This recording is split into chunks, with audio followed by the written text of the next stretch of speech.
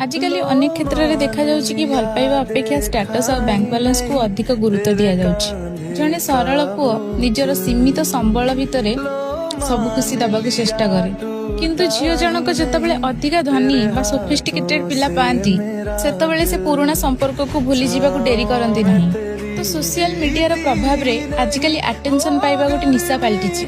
किछि झियो कौन करती निजर लोनली समय काटिया कि निजर टाइम पास करने सरल पुओ मानक सह संपर्क रखती। जेतेबेले तांकर इंटरेस्ट सरी जाए कि नुआ किछि एक्साइटमेंट मिल जाए से माने मूव ऑन करी जाती, किंतु सही पुअर कौन भूल जे कि सही संपर्क को गोटे सत बोली भाभी बसी थाए। झीटी बारंबार भूल कला परे भी पुओटी जब अति सहजरे विश्वास करी थाए तो तार सही सरलतार फायदा उठेकी झील तार इमोशनल साइड देखी ताकू मनई निए।